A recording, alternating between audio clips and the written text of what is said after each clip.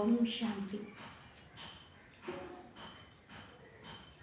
Meditation అనేది ఆత్మకి ఒక ఔషధం లాంటిది.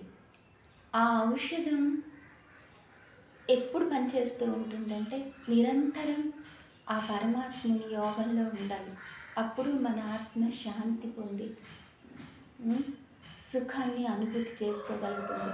ఈ సమాజంలో వచ్చే ధనం, ధాన్యాలు, సుఖ సంతోషాలు ఇవేవి మనిషికి తృప్తినివ్వలేవు.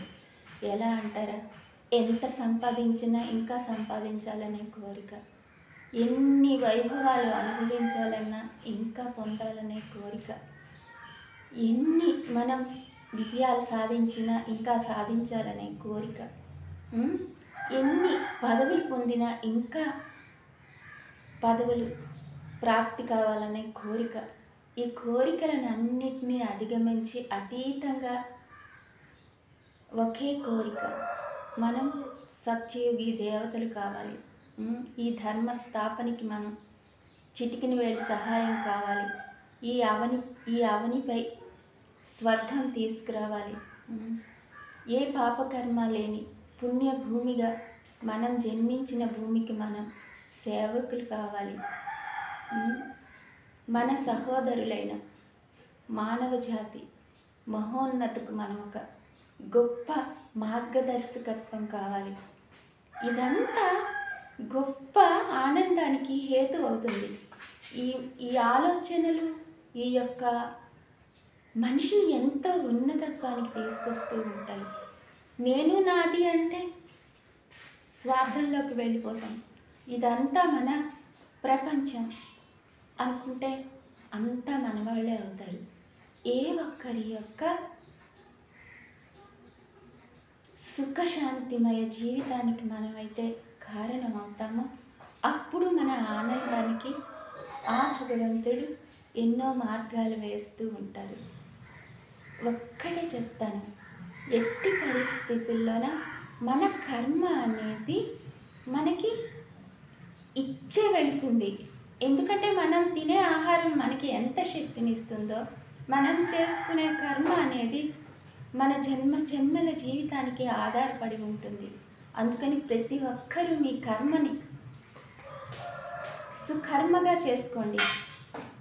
వికర్మల నుంచి అకర్మలు ఎలా చేసుకోవాలి, ఇవన్నీ ఒక గొప్ప సందేశాన్ని ఇచ్చే ఈశ్వరీయ విశ్వవిద్యాలయాన్ని ప్రతి ఒక్కరూ సంప్రదించాలని, మీ యొక్క విజయమైన సుఖమయమైన సంతోషమయమైన శాంతిమయమైన జీవితాన్ని పొందాలని కోరుకుంటూ ఉన్నాను.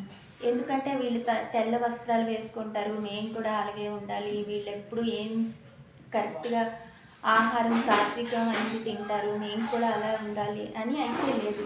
గృహస్థ వ్యవహారంలో ఉంటూ మీ పిల్లలను, మీ భర్తను, మీ కుటుంబాలని సక్రమంగా నిర్వర్తించుకునే ఒక గొప్ప మార్గం.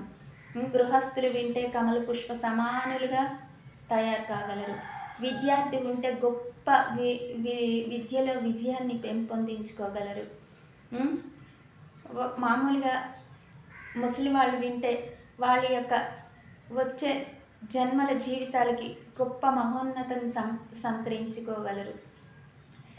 చిన్నపిల్లల నుంచి పెద్దవాళ్ళ వరకు ప్రతి ఒక్కరూ ఈ జ్ఞానాన్ని విని తీరాల్సిందే.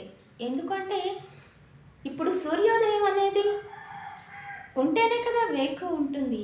అలాగే ఆ భగవంతుడి జ్ఞానం ఈ సంగమ యుగంలోనే ఉంటుంది. అందుకు ఇప్పుడు ఎవరైతే వింటారో వాళ్ళు సత్యయుగంలో జన్మ తీసుకుంటారు. వాళ్ళ యొక్క దివ్య కర్మల యొక్క భోగాన్ని, సత్కర్మల యొక్క సత్యాన్ని ఎవరైతే బాగు చేసుకుంటారో వాళ్ళే సత్యయుగానికి మహారాజా మహారాణులుగా తయారవుతారు. చిన్నతనంలో ఉండే రాధాకృష్ణులే స్వర్ణయుగంలో లక్ష్మీనారాయణులే ఎంతో ఆనందాన్ని పొందారు కదా. అలాగే మనం కూడా జన్మనా జాయతే, అందరూ శూద్రులే, కర్మనా జాయతే ద్విజులు కదా. ఎప్పుడైతే ఆ ద్విజత్వం అనేది మనకు వస్తుందో అప్పుడు మనం సత్యయుగి దేవతలుగా జన్మ తీసుకునేందుకు అర్హత పొందుతూ ఉంటాం. ఓం శాంతి. బీకే జయలక్ష్మి.